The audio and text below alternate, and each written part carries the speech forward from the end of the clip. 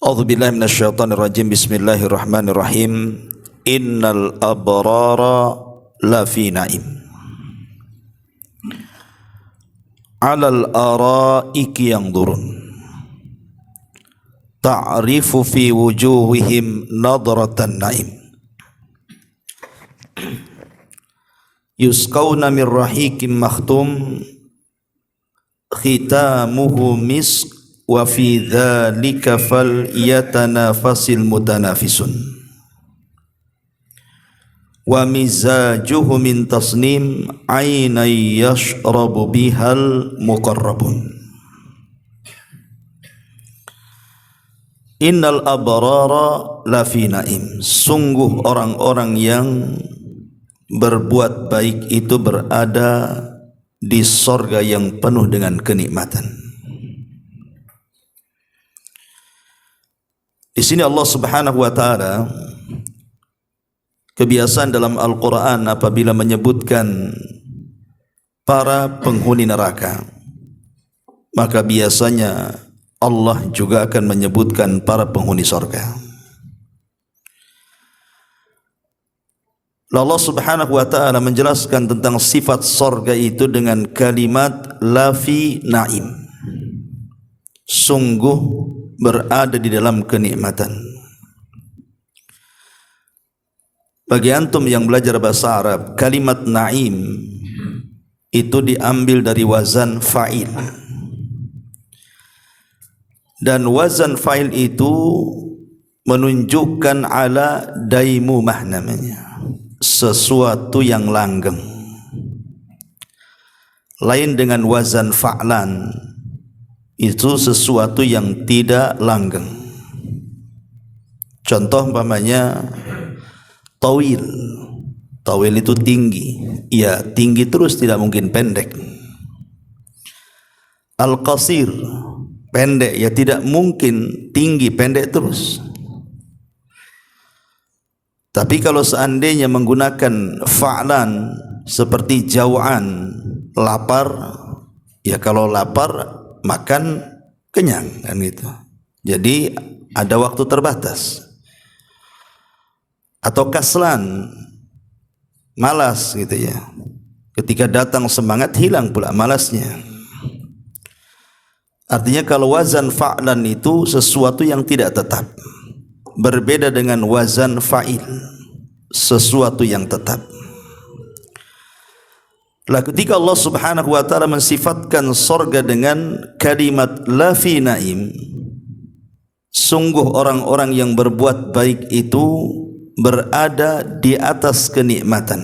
Maksudnya naim, kenikmatannya itu tidak pernah terputus. Itulah perbedaan sorga dengan dunia. Makanya di dunia ini kenikmatan yang tidak ada yang kekal. Contoh antum mungkin yang sekarang sudah tua, ketika antum masih muda, masih ganteng kan gitu. Sudah tua, malas pula mau ngaca, karena sudah hilang pula gantengnya. Begitu juga wanita. Mungkin di usia 20 tahun ke atas ya masih cantik lah. Tapi kalau sudah 70 tahun ke atas, siapa juga yang mau nengok dia? Dia sendiri tak mau nengok dirinya sendiri. Artinya bahwa kenikmatan di dunia ini ada batasnya. Bahkan sebagian ulama mengatakan keletihan di dunia ini lebih banyak dibandingkan kesenangan. Coba saja kita bekerja dalam 1 bulan itu, lebih banyak kerja atau cutinya? Kerjanya. Lebih banyak lelahnya kan begitu. Paling seminggu cuti sekali saja untuk istirahat, untuk jalan-jalan dengan keluarga. Jadi susahnya manusia di dunia itu lebih banyak dibandingkan senangnya. Karena memang dunia ini bukan tempat seseorang bersenang-senang. Makanya ada istilah ad-dunya darul bala. Dunia ini memang tempat orang mendapatkan banyak ujian. Terkadang senang kalau seseorang melahirkan, terkadang menangis kalau bayi yang dilahirkannya meninggal, terkadang senang ketika di awal pernikahan, susah pula ketika terjadi perceraian. Begitulah manusia, kadang senang, kadang susah, kadang tertawa, kadang menangis. Begitulah dunia. Lah yang seperti ini tidak ada di sorga. Jadi yang ada senang, ada susah itu di dunia. Kadang kita senang, orang pula susah. Kadang orang susah, kita pula senang. Kadang orang tidak suka orang senang, suka pula dia orang susah. Sebagaimana Allah mengatakan, in tamsaskum hasanatun tasuhum wa in tusibkum sayyi'atun tafrahu biha. Kalau seandainya ada saudara kalian yang mendapatkan kesenangan, kalian pula tak suka. Tapi sebaliknya, kalau seandainya saudara kalian ditimpa sesuatu yang memadaratkan, kalian pula suka. Jadi itulah hidup di dunia itu. Ma'asyiral muslimin yang dimuliakan Allah Azza wa Jalla. Makanya Al-Imam Ibnu Abbas radhiyallahu anhuma mengatakan, "Ma min insanin illa yafrah wa yahzan." Kata Abdullah ibn Abbas radhiyallahu anhuma, tidak ada manusia itu kecuali akan terhubung dengan senang dan sedih. Walakin al-mu'min, tetapi sikap seorang mukmin, yaj'al farhahu syukran wa huznahu sabra. Tapi bagi seorang mukmin, kalau dia senang dia bersyukur, dan kalau dia susah dia bersabar. Dan sabar dan syukur itulah kesempurnaan Islam, karena sabar itu separuh Islam dan syukur separuhnya. Jadi kalau antum bisa menggabungkan dua sifat ini, sempurna. Karena inilah dua sifat yang banyak memasukkan orang ke surga. Yang ingin saya katakan, ketika Allah Subhanahu wa taala mengatakan innal abrara lafi naim, sesungguhnya orang-orang yang baik itu, yang abrar, maka mereka akan mendapatkan kenikmatan yang terus-menerus di sorga, menunjukkan bahwa sorga itu kenikmatan yang tidak terputus, bahkan kenikmatan yang tiada tara, bahkan memutus seluruh keberitaan kehidupan dunia. Anas bin Malik radhiyallahu an menceritakan dari Nabi sallallahu alaihi wasallam, yu'ta bi an'ami ahli dunya min ahli nar. Didatangkan seseorang dari penduduk dunia yang pernah senang hidupnya, tidak pernah susah selama di dunia, tetapi Allah takdirkan dia termasuk penduduk neraka. Kemudian kata Nabi SAW, fayusbagu finnari sabghatan. Tiba-tiba kemudian orang ini ditarik, kemudian dicelupkan ke neraka satu kali celupan. Kemudian Allah bertanya kepadanya, ya ibna Adam, hal ra'aita khairan qad? Wahai anak Adam, apakah engkau melihat ada kebaikan walaupun sedikit? Maka dia mengatakan, la wallahi ya Rabb, tidak wahai Rabb. Semua kesenangan yang pernah dialami di dunia dengan sekali celupan ke neraka hilang semua memorinya. Tapi ada orang-orang yang kata Nabi SAW, wa yu'ta bi asyaddin nasi bu'san fid dunya. Satu orang ini ketika di dunia orangnya paling sengsara, susah, tidak pernah senang hidupnya. Tetapi Allah takdirkan min ahlil jannah, dia termasuk penduduk surga. Kemudian didatangkan oleh Allah fayusbagu sibghatan fil jannati, maka dia pun dicelupkan sekali celupan ke surga. Kemudian dikatakan, ya ibna Adam, hal ra'aita bu'san qad?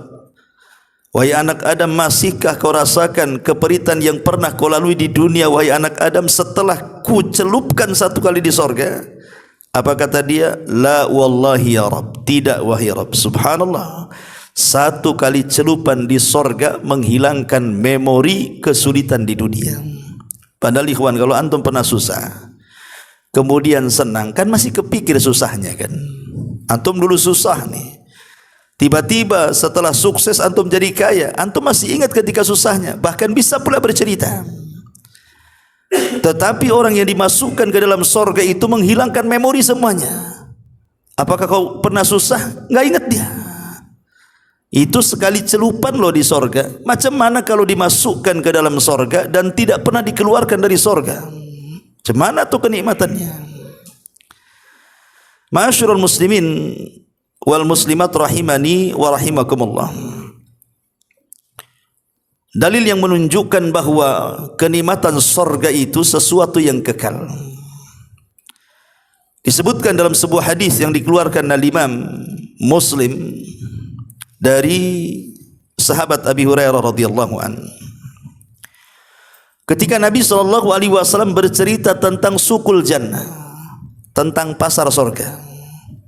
Jadi di sorga juga ada pasar sama dengan di dunia. Cuman bedanya kalau di dunia pasar tempat jual beli, tapi di sorga itu pasar tempat pertemuan antar sesama ahlu sorga untuk bernostalgia menceritakan soal dunia. Jadi ketika mereka masuk sorga, kalau Allah takdirkan kita masuk sorga itu, kita masih ingat tuh, Allah berikan memori kepada kita, kita ingat semua. Mulai dari kecil sampai kita wafat itu loh kita ingat semua. Orang yang dari kampung kemudian ke Batam kemudian sukses itu ingat. Kalau kita kan sudah lupa kehidupan anak-anak itu, nggak ingat pun, paling ya yang ingat 1-2 kan gitu. Tapi umumnya manusia lupa. Tapi di sorga itu Allah berikan ingatan yang luar biasa. Kita ingat semuanya tuh. Lah disitulah kita bercerita dengan teman-teman yang sama-sama masuk sorga. Kemudian setelah mereka hendak pulang, dan pertemuan itu biasanya sepekan sekali. Kalau di dunia itu hari Jumat, tapi kalau di sorga disebut Yaumul Mazid, hari tambahan nikmat. Jadi apabila kemudian mereka pulang, apa kata Nabi SAW? Fatahubburi khushimal fatahthu fi wujuhihim wa thiyabihim fayazdaduna husnan wa jamalan. Sebelum mereka pulang, tiba-tiba Allah tiupkan angin dari arah utara, kemudian mengenai wajah-wajah penduduk sorga dan pakaian-pakaian mereka. Apa yang terjadi? Rupanya angin itu merubah bentuk penduduk sorga semakin indah dan tampan. Fayarji'una ila ahlihim, ketika mereka pulang menemui keluarga mereka, para bidadari mereka. Apa yang terjadi? Kemudian dikatakan kepada penduduk sorga yang pulang ini, laqad izdaztum ba'dana husnan wa jamala. Sungguh aku melihat engkau semakin tampan, semakin indah, semakin ganteng. Subhanallah, bayangkan di dunia kalau antum masuk pasar, apalagi sama istri, pulang tuh hilang gantengnya tuh, stres kan gitu, keluarin duit di dompet masalahnya ya. Tapi lihat penduduk sorga ini, pulang itu makin ganteng kan gitu. Nanti setiap Jumat gitu lagi. Bahkan ada hadis yang lemah tapi hadisnya. Jadi apabila hendak pulang itu, maka akan digambarkan beberapa gambar. Kalau antum tahu ke tukang cukur, ada gambar-gambar tuh. Ya, pengen dicukur kayak gini nih, model ini kan itu. Lah di sorga juga seperti itu. Jadi ada bentuk-bentuk itu, tinggal milih saja. Saya pengen seperti itu. Nanti akan dirubah bentuknya seperti itu. Tapi riwayatnya lemah. Ya. Tapi yang jelas bahwa hadis yang sahih yang dikeluarkan Imam Muslim ini, setiap sepekan sekali masuk pasar itu, pulang itu makin ganteng. Dan kenikmatan sorga itu semakin hari semakin nikmat. Semakin hari semakin nikmat. Minuman juga begitu, semakin hari semakin lezat. Makanan juga sama, semakin hari semakin lezat. Ma'asyiral muslimin yang dimuliakan Allah Subhanahu wa taala.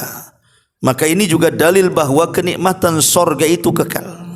Makanya ketika Allah berfirman bicara soal makan penduduk sorga, minuman penduduk sorga, Mathalul jannati allati wu'idal muttaqun, dalam surah Ar-Ra'd ayat 35. Mathalul jannati allati wu'idal muttaqun, perumpamaan sorga yang dijanjikan kepada orang-orang yang bertakwa. Tajri min tahtihal anhar, mengalir sungai-sungai di dalamnya. Ukulaha daimun wa dhilluha tilka uqbal ladzina taqaw wa uqbal kafirin an-nar. Allah mengatakan itulah tempat kesudahan, ukulaha daimun, di mana makanannya senantiasa ada terus dan tidak pernah tidak ada. Artinya kalau buah-buahan itu musim terus gitu ya. Kalau kita kan nunggu musiman tuh. Kalau mau buah ini duren ya musim duren, kalau mangga ya musim mangga, dan begitu seterusnya. Lah di sorga itu tidak ada musim. Jadi makannya ada terus, tidak pernah tidak ada. Wa dhilluha, begitu juga naungannya. Naungannya pun akan terus menaungi. Kemudian Allah mengatakan tilka uqbal ladzina taqaw, itulah balasan bagi orang-orang yang bertakwa kepada Allah Subhanahu wa taala. Yang lebih jelas lagi bahwa kenikmatan sorga itu sangat kekal adalah hadis dari Abi Hurairah juga yang dikeluarkan Imam Muslim. Yunadi munadin, akan ada orang yang memanggil, seorang pemanggil yang disuruh Allah Subhanahu wa taala. Innalakum antasikhu fala tasqamu abada. Sesungguhnya bagimu akan terus sehat dan tidak akan pernah sakit selamanya. Di dunia kadang sehat kadang sakit, di sorga sehat terus. Tidak ada asam urat di sorga itu, darah tinggi, kolesterol tidak ada. Itu yang ada di dunia saja ya. Jadi sehat terus tuh, berarti nggak ada rumah sakit lah di sorga tuh, karena sehat terus masalahnya. Gak laku dokter di sana ya. Kemudian kata penyeru ini, wa innalakum antahyau fala tamutu abada, maka kalian akan senantiasa hidup dan tidak akan mengalami kematian selamanya. Di dunia batas manusia ada batas umur. Terkadang di usia 30 tahun sudah meninggal, terkadang 40 tahun, terkadang 50 tahun, bahkan orang baru lahir saja meninggal. Tapi di sorga Allah memanggil katakan kalian akan senantiasa hidup dan tidak akan pernah mati selamanya. Wa inna lakum an tashibbu fala tahramu abada, dan kalian akan tetap muda dan tidak akan pernah tua selamanya. Di dunia saya katakan tadi, mungkin antum 20 tahun yang silam yang sekarang usia 40 tahun yang mungkin masih kuat-kuatnya lari kan itu. Lari berkilo-kilo itu paling nafas engah-engahnya itu sebentar saja stabil lagi. Kalau sudah 50 tahun, itu enggak berhenti itu nafasnya itu. Ya. Itu dari segi kesehatan, dari segi ketampanan juga sudah berbeda, semua berbeda, akan berbeda semuanya. Tetapi di sorga itu akan senantiasa muda. Makanya ketika di zaman Rasul ada seorang nenek-nenek datang kepada Rasul. Ya Rasul, adakah nenek-nenek sepertiku di sorga? Kata Rasul, tidak ada nenek-nenek kayak kamu tuh. Nangislah nenek ini, disangka dia tidak masuk sorga. Akhirnya pergi. Kemudian Rasul memanggil, sini nek. Maksudnya di sorga tidak ada nenek-nenek itu, bahwa kalau engkau masuk sorga kau jadi muda. Itu maksudnya. Kemudian penyeru ini juga menyerukan kembali, wa innalakum antan'amu fala tab'asu abada, dan kalian akan senantiasa merasakan nikmat dan tidak pernah menderita selamanya. Subhanallah ya. Ma'asyiral muslimin wal muslimat rahimani wa rahimakumullah. Itulah kenikmatan sorga. Makanya ketika Rasul SAW ditanya, apakah penduduk sorga itu ada yang tidur wahai Rasul? Kata Rasul, tidak. Penduduk sorga itu tidak akan ada yang tidur. Kenapa? Karena an-naumu akhuhul maut, katanya. Tidur itu saudara kematian. Karena orang tidur itu kan ruhnya keluar. Kalau dia bangun dikembalikan, tapi kalau ditakdirkan mati nggak akan kembali. Makanya di sorga itu nggak ada orang tidur. Artinya nikmat terus kan. Kalau kita tidak tidur 2 hari 2 malam, apa enggak stres kepala kan? Tapi di sorga itu justru tidak tidur itu sebuah kenikmatan yang luar biasa. Itulah yang Allah Subhanahu wa taala katakan, innal abrara lafi naim. Sesungguhnya orang-orang yang baik itu berada di atas kenikmatan yang langgeng, yang kekal dan selamanya. Kemudian Allah mengatakan, alal araiki yang turun. Mereka duduk di atas dipan-dipan sambil melepas pandangan. Al-araik ataupun arika. Al-araik itu semacam kalau antum tahu semacam joglo atau apa gitu ya, yang itu di dunia lah, yang indah gitu ya, untuk duduk-duduk gitu ya, tapi untuk sendiri lah, itu akan terbang tuh di sorga itu, seraya melihat pemandangan sorga yang luar biasa nikmatnya. Karena biasanya kenapa orang itu kok ingin kadang-kadang meningkat rumah menjadi 2 atau 3 gitu kan? Karena kan pemandangannya beda gitu ya. Makanya kenapa orang membuat rumah di villa-villa itu, yang membuat mahal itu bukan harga bangunannya tapi view-nya, pemandangannya kan itu. Jadi mereka berada di atas dipan-dipan itu sambil duduk, sambil terbang itu, yang turun, mereka melepas pandangan. Apa yang dipandang? Di sini kan Allah tidak menyebutkannya. Apa yang dipandang? Maka ketika Allah Subhanahu wa taala menyebut kalimat mutlak, berarti semua kenikmatan sorga dipandang dia, dan tidak ada kenikmatan yang lebih nikmat di sorga melebihi apa? Ru'yatullahi azza wa jalla. Di mana penduduk sorga mampu melihat wajah Allah Subhanahu wa taala. Inilah kenikmatan yang luar biasa, memandang wajah Allah Subhanahu wa taala. Dan Ibnu Umar radhiyallahu anhuma mengatakan, wa aqramuhum 'alallahi, dan manusia yang paling mulia di sisi Allah di sorga itu, man yanzuru ila wajhihi ghudwatan wa 'ashiyyan, di mana orang ini bisa memandang wajah Allah setiap pagi dan petang. Subhanallah ya. Kata Abdullah ibn Umar radhiyallahu anhuma, manusia yang paling mulia di sorga adalah yang mampu melihat wajah Allah di pagi hari dan di petang hari. Nabi SAW satu hari sedang duduk-duduk bersama para sahabat, sebagaimana riwayat Abdullah al-Bajali radhiyallahu anhu.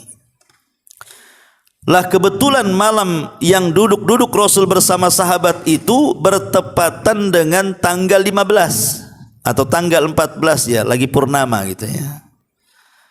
Kemudian Nabi SAW mengatakan kepada para sahabat, lihatlah bulan di atas itu. Maka semua sahabat melihat bulan. Kemudian kata Nabi SAW, innakum satarawna rabbakum ayanan kama tarawna hadal qamar, la tudhamuna fi ru'yatihi. Kata Nabi SAW, kalian kelak akan melihat Rabb kalian secara langsung dengan kedua mata kalian, dan kalian tidak akan berdesak-desakan ketika melihat Rabb kalian sebagaimana kalian hari ini melihat bulan yang ada di langit. Apa anda ketika melihat bulan berdesak-desakan? Kan tidak. Artinya semua manusia di sorga itu bisa melihat Allah tanpa berdesak-desakan. Di dunia ini kadang-kadang presiden datang ke Batam ini, wah, dan numpuk susah nengok dia. Akhirnya ujung-ujungnya nengok di TV kan itu. Tapi di sorga ini melihat Allah Subhanahu wa taala tidak ada yang berdesak-desakan. Karena ini kenikmatan yang luar biasa, bahkan mengalahkan semua kenikmatan dalam sorga. Pada Allah mengatakan, fala ta'lamu nafsum ma ukhfiya lahum min qurrati ayun. Kenikmatan sorga itu tidak bisa dibayangkan. Tapi seluruh kenikmatan sorga tidak ada apa-apanya dibandingkan ketika kita diizinkan oleh Allah Subhanahu wa taala untuk melihat wajah Rabb kita. Memang terjadi perselisihan para ulama tentang apakah sebelum manusia masuk ke dalam sorga, mereka diperlihatkan wajah Allah subhanahu wa ta'ala di padang mahsyar. Karena kan ada ayat yang mengatakan waja'a rabbuka wal malaku saffan saffan, dan Rabbmu akan datang, maksudnya menghadap manusia di padang mahsyar sementara malaikat bersap-sap itu. Apakah kemudian orang-orang yang di padang mahsyar itu melihat Allah subhanahu wa ta'ala? Apakah mu'minuhum, munafikuhum, kafiruhum, mukminnya, munafiknya, orang-orang kafirnya? Di sini terjadi khilaf para ulama. Terjadi khilaf para ulama.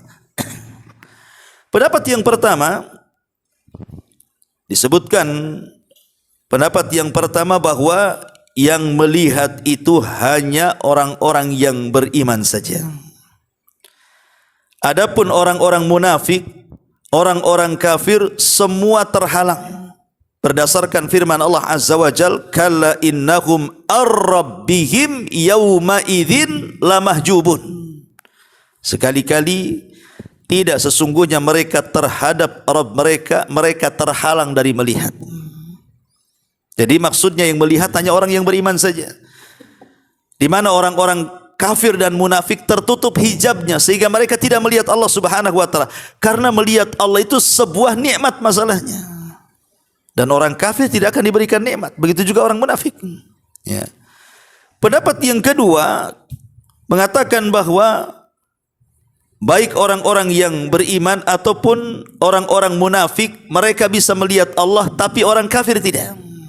Jadi yang melihat Allah itu orang yang beriman dan orang-orang munafik saja. Tetapi orang-orang munafik melihat Allah dengan penglihatan azab. Ketakutan mereka seperti seorang pesakitan di depan pengadilan, ketakutan, tidak berani memandang hakim. Ya. Ada juga yang mengatakan bahwa semua melihat, termasuk orang mukminnya, orang munafiknya, orang kafirnya. Tapi tadi sama juga. Jadi munafik dan kafir itu mereka memandang Allah itu dengan penuh ketakutan, dengan pandangan azab. Lain dengan orang-orang yang beriman ketika melihat Allah itu dengan pandangan rahmat. Karena itu sebuah kebaikan. Ma'asyiral muslimin yang dimuliakan Allah subhanahu wa ta'ala. Tetapi pendapat yang kuat wallahu alam, sebagaimana yang dikuatkan oleh Imam An-Nawawi, Syekhul Islam Ibn Taimiyah rahimahullahu ta'ala, dan yang lainnya, bahwa di padang mahsyar yang diperlihatkan wajah Allah itu hanya orang-orang yang beriman. Di mana orang munafik dan orang kafir tidak akan diperlihatkan. Berdasarkan hadis yang kita baca, kalian akan melihat Allah seperti melihat purnama, tidak berdesak-desakan sedikit pun, baik di padang mahsyar ataupun di sorga. Kemudian Allah subhanahu wa ta'ala mengatakan, alal araiki yang turun ta'rifu fi wujuhihim nadratan na'im. Engkau dapat mengetahui pada wajah mereka penduduk sorga itu gemerlapnya kenikmatan. Ikhwan, di dunia saja kalau orang itu mendapatkan nikmat gitu ya, mendapatkan nikmat berupa umpamanya dia tiba-tiba mendapatkan uang miliaran, triliunan atau apa gitu kan, tiba-tiba saja kita bisa melihat gaya bicara dia, gaya jalan dia, gaya muka dia, kita bisa, dia orang senang kan. Sama juga dengan orang susah, kita bisa nengok juga kan itu. Susah nampaknya orang ini, lunglai, kayaknya mau pinjam uang nih. Kadang-kadang kita bisa melihat gaya orang itu kan. Orang yang penuh nikmat itu kita bisa melihat. Contohnya ada dua anak, satu anak orang kaya, satu anak orang ruli. Umpamanya yang satu ini ya memang orang kaya, memang perawatan kan gitu kan, nampak tuh bersihnya, kemudian bercahayanya, kemudian rapihnya. Yang satu pula anak orang miskin, nampak celengnya kan. Gitu ya, kusamnya, muramnya gitu ya. Jadi orang-orang yang di atas kenikmatan itu tampak itu di dunia tuh.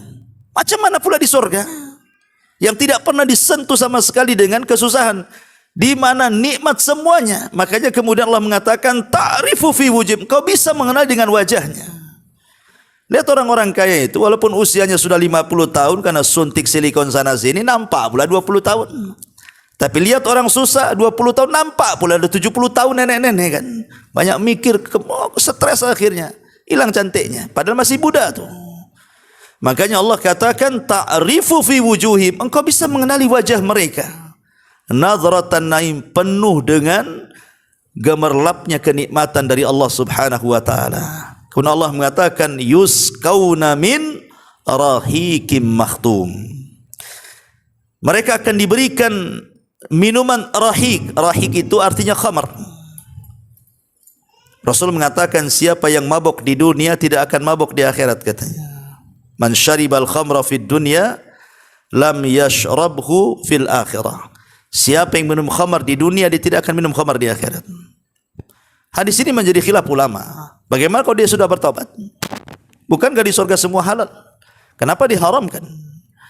Ada yang mengambil zahir hadis ini bahwa orang-orang yang pernah mabuk di dunia dia tidak akan mendapatkan khamar di akhirat. Walaupun ada khamar dia tidak bisa mendekatinya.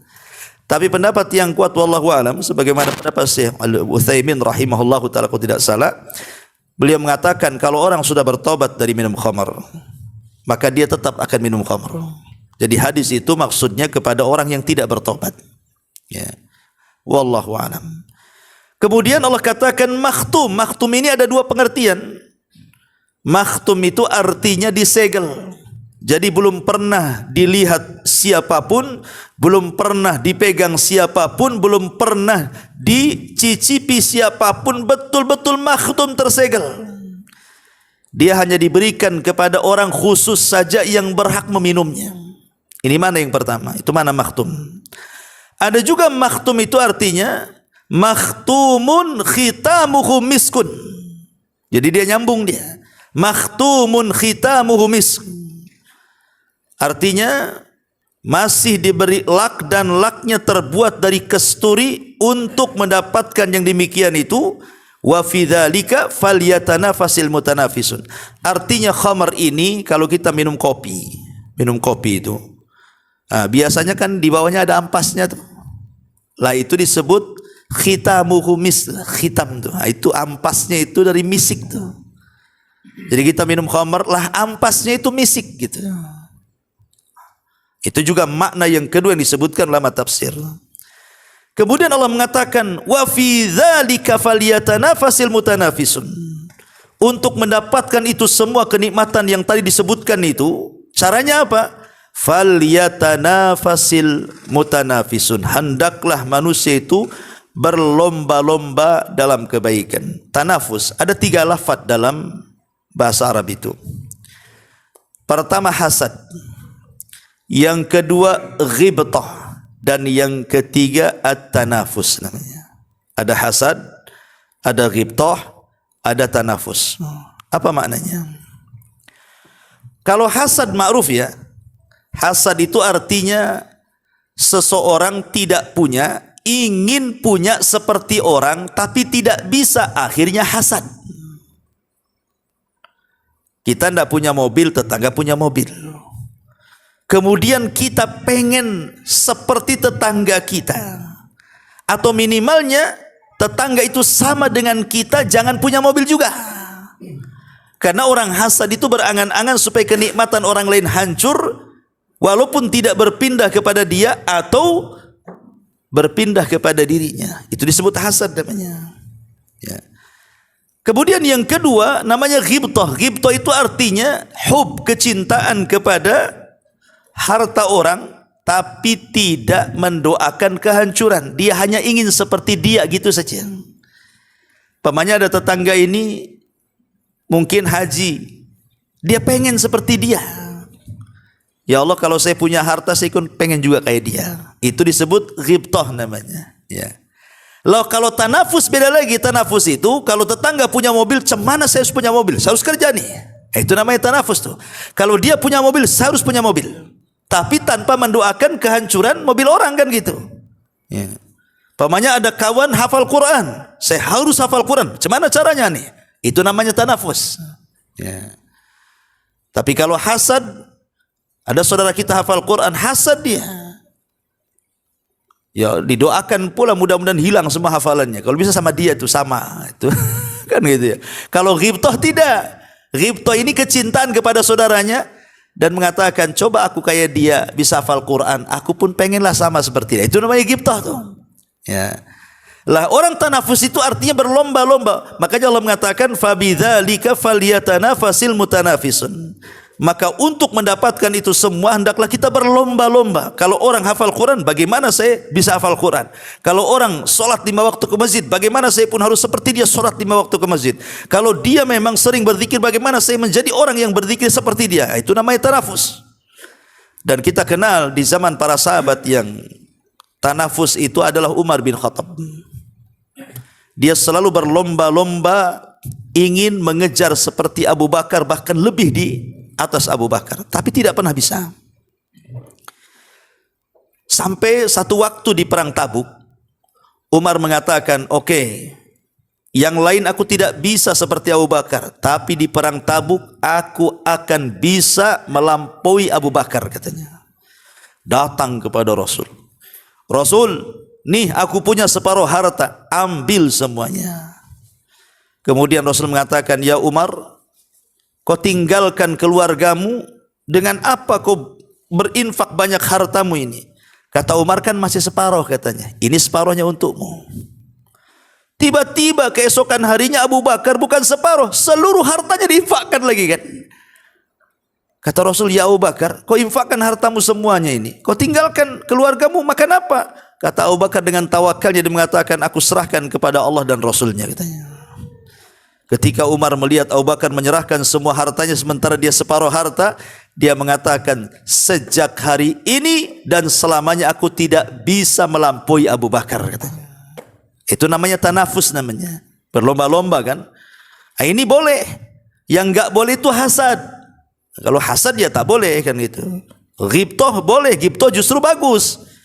Karena kita mendapatkan pahala walaupun tidak beramal. Contoh umpamanya ada tetangga kaya bisa haji. Ya Allah, kalau aku juga kaya seperti dia, aku juga hajilah, maka kita dapat pahala haji. Walaupun tak haji, hanya ngomong gitu aja. Itu namanya ghibtah namanya. Ya. Ma'asyiral muslimin yang dimuliakan Allah Azza wa Jalla. Kemudian Allah mengatakan wa mizajuhu min tasnim. Campurannya terbuat dari tasnim. Tasnim ini dalam bahasa Arab ada namanya sanam. Sanam itu kalau dalam unta itu disebut punuk. Sanamul ibil itu artinya punuk unta, dan punuk itu paling tinggi dalam badan unta itu disebut punuk. Jadi anggota badan unta yang paling tinggi disebut punuk, dalam bahasa Arab disebut sanam. Makanya ketika Nabi SAW menceritakan tentang amalan jihad, apa kata Rasul? Ra'sul amri al-islam wa amuduhu salah wa dirwatus sanami al-jihadu fi sabilillah. Bahwa pokok urusan hidup manusia adalah Islam. Artinya kalau antum mau nulis, tulis Islam. Kalau mau ngobrol, obrolkan Islam. Kalau kumpul masalah Islam. Jadikan Islam itu pokok urusan hidup kita. Nah, Islam yang mulia ini ditopang dengan satu tiang yang disebut dengan salat. Kemudian kata Rasul, wadirwatus sanam.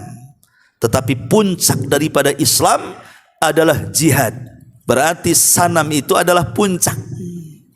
Lah ketika Allah Subhanahu wa taala mengatakan di sini wa mizajuhu min tasnim, campuran air khamr itu dari mata air tasnim, maksudnya mata air yang paling tinggi di sorga. Tasnim itu sebagaimana sanam dalam unta itu paling tingginya anggota badan unta, punuk itu, maka tasnim itu artinya mata air yang paling tinggi, yang paling lezat, yang paling enak di sorga, karena tercurah dari arsy Allah Subhanahu wa taala. Jadi alirannya langsung dari arsy Allah Subhanahu wa taala. Disitulah campuran minuman khamar tadi itu. Untuk siapa minuman yang sangat lezat ini? Ainan yashrabu bihal muqarrabun, yaitu mata air yang diminum oleh mereka yang dekat kepada Allah Subhanahu wa taala. Apa hubungan tasnim dengan muqarrab? Ya. Di dunia ini ada namanya Zam-Zam. Kenapa Zam-Zam itu disebut air berkah? Dan Rasul mengatakan ma'u Zam-Zam lima syuribalahu. Air Zam-Zam itu akan mengabulkan setiap yang meminumnya. Karena Zam-Zam itu dia dekat dengan Baitullah, rumah Allah Subhanahu wa taala. Itu di dunia. Lah tasnim ini berasal dari arasy, dan Allah itu berada di atas lagi arasy. Artinya dekat dengan Allah Subhanahu wa taala. Dan itulah tempat muqarrab, orang-orang yang dekat dengan Allah Subhanahu wa taala, maka diberikan minuman yang dekat dengan Allah yang disebut dengan tasnim. Begitu kalau kata ulama tafsir. Dan siapa orang-orang muqarrab dan bagaimana caranya kita menjadi orang-orang muqarrab itu yang dekat dengan Allah Subhanahu wa taala? Pertama, orang yang rajin salat. Karena Allah mengatakan wasjud waqtarib. Sujudlah dan mendekatlah kepada Allah. Maka orang-orang yang senantiasa menjaga salat wajib, senantiasa sujud kepada Allah Subhanahu wa taala, mereka lah orang-orang yang dekat dengan Allah. Yang kedua, doa. Karena Allah mengatakan wa idza sa'alaka ibadi anni fa inni qarib.